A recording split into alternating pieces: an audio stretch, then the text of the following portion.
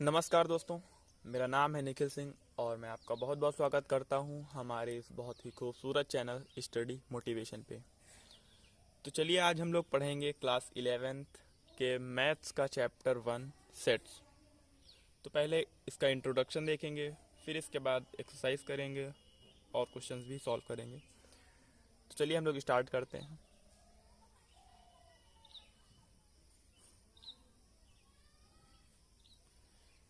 Set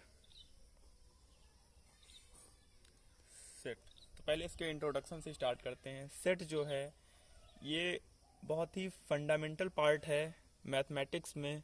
इसको मतलब fundamental एक यूनिट मान सकते हैं। और जो कॉन्सेप्ट है सेट का, ये मैथ की हर ब्रांच में यूज़ किया जाता है। और जो सेट्स की जो इम्पोर्टेंस देखेंगे कि इसकी इम्पोर्टेंस क्या, मतलब इसको क्यों पढ़ना चाहिए या इसका क्या मेन मकसद है। तो रिलेशन फंक्शन को समझने में या रिलेशन फंक्शन को सॉल्व करने में सेट्स की बहुत ही अहम भूमिका है। अगर आप रिलेशन फंक्शन पढ़ना चाहते हैं तो आपको सेट्स का कॉन्सेप्ट बहुत ही ज़रूरी है कि आपको सेट्स का कॉन्सेप्ट आना चाहिए या पता हो। और sequence and series, geometry, probability को पढ़ने के लिए भी सेट्स की नॉलेज होना बहुत ही ज़्यादा ज़रूरी है। सेट्स की डिस्कवरी की थी जॉर्ज कैंटर, जॉर्ज कैंटर ने इसकी डिस्कवरी की थी सेट्स की। और ये जॉर्ज कैंटर जर्मन के मैथमेटिशियन हैं। जॉर्ज कैंटर जर्मन के मैथमेटिशियन हैं, इन्होंने ही इसकी डिस्कवरी की थी। German mathematician,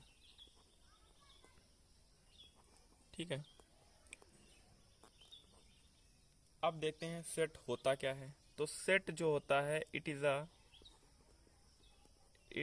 a well defined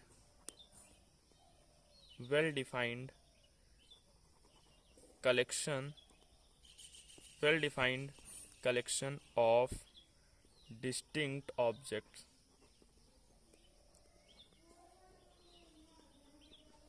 ठीक है।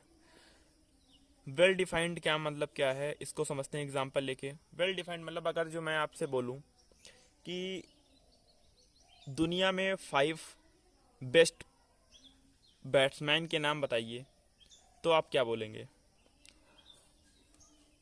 आपका इसमें देखा जाए तो हर पर्सन का आंसर अलग अलग होगा, यानी कि आंसर जो है, इस क्वेश्चन का जो आंसर है पर्सन टू पर्सन वेरी करेगा। मतलब मेरे हिसाब से कुछ और बैट्समैन होंगे मेरे फेवरेट, या 5 बेस्ट बैट्समैन कुछ और होंगे, आपके हिसाब से कुछ और होंगे, या तीसरे बंदे के हिसाब से कुछ और होंगे। तो इसको हम वेल डिफाइंड कलेक्शन नहीं बोलेंगे। अब वेल डिफाइंड कलेक्शन होता क्या है, जैसे मैं अगर बोलूँ कि नेचुरल नंबर बताइए, और नेचुरल नंबर बताइए less than 10। Natural number less than 10। इसमें सबका आंसर यही होगा 1 2 3 4 5 6 7 8 और 9। ये आंसर मिला हमें। अगर हमने कहा नेचुरल नंबर बताइए लेस देन 10, तो मतलब ये सारे नेचुरल नंबर हैं लेस देन 10। तो ये आंसर अगर किसी से भी हम पूछें, या क्वेश्चन हम किसी से भी पूछें, तो हमें यही आंसर मिलेगा। मतलब answer person to person vary नहीं करेगा। इसी को बोलते हैं हम वेल डिफाइंड कलेक्शन। जो आंसर वेरी ना करे, यानी कि जो पहले से ही वेल डिफाइंड है, जो पहले से ही फिक्स है, जो पहले से ही बताया जा चुका है, उसी को बोलते हैं हम वेल डिफाइंड। तो it is a well defined collection of distinct object. Distinct object का मतलब है कि मान लीजिए जो एलिमेंट होंगे, ऑब्जेक्ट बार बार रिपीट नहीं किए जाएंगे। सेम ऑब्जेक्ट्स को सिर्फ एक ही बार लिया जाएगा। अभी जब हम एग्जांपल देंगे तो आपको अच्छे से समझ में आ जाएगा। अब देखते हैं सेट का रिप्रेजेंटेशन कैसे करते हैं। तो यहाँ पे देखते हैं रिप्रेजेंटेशन ऑफ अ सेट, ठीक है। रिप्रेजेंटेशन सेट को हम इसमें देखिए, रिप्रेजेंटेशन ऑफ सेट में होता क्या है, 2-3 पॉइंट हैं वो आप नोट कर लीजिए। कि कोई भी ऑब्जेक्ट जो हैं, जो ऑब्जेक्ट्स होते हैं, ऑब्जेक्ट्स को हम ऑब्जेक्ट्स भी बोल सकते हैं, एलिमेंट्स भी बोल सकते हैं या फिर मेंबर्स भी बोल सकते हैं। ठीक है। दूसरा पॉइंट ये है कि जो सेट है, किसी भी सेट को रिप्रेजेंट करने के लिए वहाँ पे मतलब जो हम उसको कैपिटल लेटर से रिप्रेजेंट करते हैं, A B C X Y Z, कोई भी हो सकता है, उसको रिप्रेजेंट करने के लिए, सेट को रिप्रेजेंट करने के लिए हम A B C capital letters का यूज़ करते हैं। ठीक है। और तीसरा पॉइंट ये है कि उसके जो ऑब्जेक्ट्स होंगे या एलिमेंट्स होंगे या मेंबर्स जिसे हम बोल सकते हैं, उसको रिप्रेजेंट करने के लिए हम स्मॉल लेटर्स का यूज़ करते हैं, जैसे ए बी सी, ठीक है, या एक्स या वाई या फिर जेड, हम कुछ भी ले सकते हैं लेकिन वो स्मॉल लेटर्स में होंगे। ठीक। अब समझते हैं कि उसको रिप्रेजेंट करेंगे कैसे। तो मान लीजिए हमने कोई दे दिया है सेट ए, तो ये क्या हो गया, ए लिखा है, ठीक, इज इक्वल टू, इसको रिप्रेजेंट करते हैं हम एक करली ब्रैकेट लगाते हैं। ठीक है।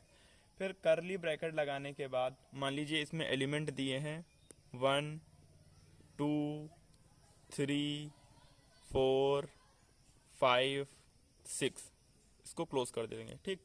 तो ये क्या है, ये है हमारा एक सेट, तो इसको हमने किससे रिप्रेजेंट किया है, ए से। और ये क्या है, करली ब्रैकेट में क्लोज कर देंगे, एलिमेंट्स जो हैं वो अंदर लिखे जाएंगे करली ब्रैकेट के। ठीक है। इसको हम एक तरह से और भी लिख सकते हैं, ए इज इक्वल्स टू, यहाँ पे लिख देंगे ये एक्स, इसको दो कॉलन यहीं पे कॉलन लगा देंगे, फिर लिखेंगे सच दैट, इसको बोलते हैं such that A is equal to X, such that x belongs to natural number and x is less than 7। ठीक है। ये भी लिख सकते हैं। तो देखो ये क्या होता है, सेट को रिप्रेजेंट करेंगे कैपिटल लेटर से कोई भी, तो ये हो गया कैपिटल लेटर, ये ए जो है कैपिटल लेटर यानी कि सेट, सेट नेम बोल सकते हैं इसको। फिर ये हो गया इक्वल्स टू, और ये क्या है, करली ब्रैकेट्स के अंदर हम सेट को रिप्रेजेंट करते हैं, तो ये करली ब्रैकेट आपको लगाना होगा।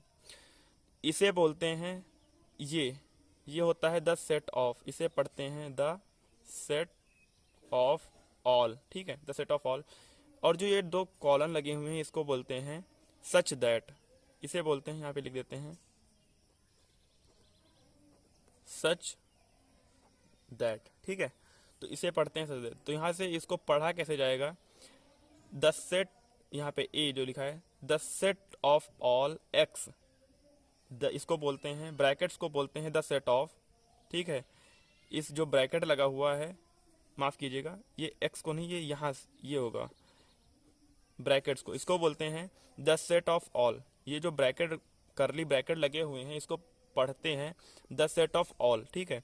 फिर ये एक्स लिखा है, the set of all x, फिर इसको बोलते हैं कॉलन को सच दैट एक्स बिलोंग्स, ये जो सिंबल बना हुआ है ये वाला, इसको बोलते हैं बिलोंग्स टू, इसके बारे में भी हम आपको आगे बताएंगे, बिलोंग्स टू। ठीक है। इस सिंबल का मतलब होता है belongs to. The set of, इसको बोलेंगे the set of all X such that X belongs to N, यानी कि एन का मतलब है natural number, and X is less than, X जो किससे बिलोंग कर रहा है, नेचुरल नंबर से, और एक्स क्या है, लेस देन 7, 7 से छोटा है। ठीक है। तो अब यहाँ पे समझते हैं बिलोंग्स टू, यानी कि बिलोंग्स टू क्या होता है, बिलोंग्स टू ये बोलते हैं, इसका मतलब होता है बिलोंग्स टू, इसको पढ़ते हैं बिलोंग्स टू, और इसे पढ़ते हैं does not belongs to, does not belongs to. तो हम ऊपर का एग्जांपल लेते हैं, यही वाला एग्जांपल लेते हैं। यहाँ पे सेट ए लिखा था 1 2 3 4 5 और 6। ठीक। अगर हम बोलें, मान लीजिए कोई एलिमेंट है, ठीक, हमने बोला 1 बिलोंग्स टू ए। ठीक है, 1 बिलोंग्स टू ए, 1 मतलब क्या है, इसका एलिमेंट है ए का, और वो 1 किससे बिलोंग कर रहा है, सेट ए से, यानी कि इसको ऐसे लिख देंगे। अगर कोई चीज़ इसमें बिलोंग, मान लीजिए हम लिख देते हैं 7 और यहाँ पे साइन छोड़ देते हैं ए, तो आप यहाँ पे क्या लगाएंगे, यहाँ पे मतलब 7 देखिए इसमें कहीं पे है नहीं है, मतलब 7 सेट ए से बिलोंग नहीं करता है, तो क्या लगाएंगे 7 does not belongs to set, ऐसे सिंबल बना देंगे ए। ठीक है, इसका मतलब ये है। समझ में आ गई होगी बात।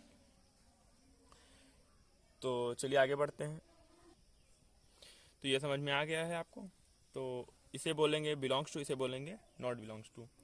अगर जो एलिमेंट ए से, अगर एक मतलब सेट ए का एलिमेंट इसमें होगा तो ये इससे बिलोंग करेगा, और अगर नहीं होगा तो बिलोंग नहीं करेगा। तो सेट को रिप्रेजेंट करने के पास हमने बोला, भी यहाँ पे देखिए आप, हमने बोला इसको ऐसे भी लिख सकते हैं और इसको ऐसे भी लिख सकते हैं। तो सेट को रिप्रेजेंट करने के लिए हमारे पास दो मेथड हैं। ठीक, दो मेथड हैं। तो दो मेथड कौन कौन से हैं, पहले मेथड्स यहाँ पे लिख देते हैं मेथड्स। तो पहला मेथड है रोस्टर फॉर्म, रोस्टर फॉर्म, और सेकंड मेथड है हमारे पास set builder form, set builder form. ठीक है, तो यहाँ पे देखिए, अगर जो एलिमेंट लिखे जाते हैं ऐसे, तो उसे हम बोलते हैं रोस्टर फॉर्म, यानी कि कोई सेट ए है और उसके एलिमेंट्स लिखे जाएं डायरेक्ट, तो उसे बोलेंगे हम रोस्टर फॉर्म। और अगर इस फॉर्म में लिखा जाए, सेट ए लिखा, फिर उसके बाद is equal to X such that the set of all X such that X belongs to natural number and X is less than 7। ठीक, अगर इस फॉर्म में लिखते हैं तो उसे बोलते हैं सेट बिल्डर फॉर्म, अगर इस फॉर्म में लिखते हैं तो उसे बोला जाता है रोस्टर फॉर्म। और देखते हैं रोस्टर फॉर्म में होता क्या है। तो यहाँ पे देखते हैं रोस्टर फॉर्म में, जो मान लीजिए लिखा है, कोई हमने लिख दिया, दिया हुआ है, मान लीजिए एलिमेंट दिए हैं SCHOOL, इसको बोला है सेट में रिप्रेजेंट करिए, तो हम लिखेंगे A is equals to, curly bracket बनाएंगे, इसको पढ़ते हैं द सेट ऑफ ऑल। ठीक, फिर यहाँ पे मान लीजिए हमने लिखा A इज इक्वल्स टू, अगर रोस्टर फॉर्म में लिखते हैं तो यहाँ पे लिखेंगे SCHO और L, यहाँ पे डबल ओ नहीं लगाएंगे। यही हमने देखिए सेट की डेफिनेशन में बोला था, it is a well defined collection of distinct object. Distinct object, distinct का मतलब यही है कि यहाँ पे जो स्कूल को अगर हमें सेट की फॉर्म में रिप्रेजेंट करना है, तो हम ये जो दोबारा रिपीट हो रहा है एलिमेंट, उसे हम दो बार नहीं लिखेंगे, सिर्फ एक बार ही लिखेंगे। यही है डिस्टिंक्ट ऑब्जेक्ट का मतलब। और इसी को हम बोलते हैं कि डिस्टिंक्ट ऑब्जेक्ट। ठीक, और एक इसमें एक पॉइंट, रोस्टर फॉर्म में एक और पॉइंट होता है कि जो इसका एलिमेंट है, इसको मतलब इसमें जो ऑर्डर होता है वो इमैटेरियल होता है। In roster form, roster form order is immaterial. Immaterial मतलब कि कोई जरूरी नहीं है कि आप सेट इज इक्वल्स टू, यहाँ पे मान लिए S लिखें, फिर C लिखें, फिर H लिखें, फिर O लिखें, फिर L लिखें, मतलब यहाँ पे हम पहले L भी लिख सकते हैं, C भी लिख सकते हैं, H भी लिख सकते हैं, S भी लिख सकते हैं और O भी लिख सकते हैं। ठीक है, और इन सब के बीच में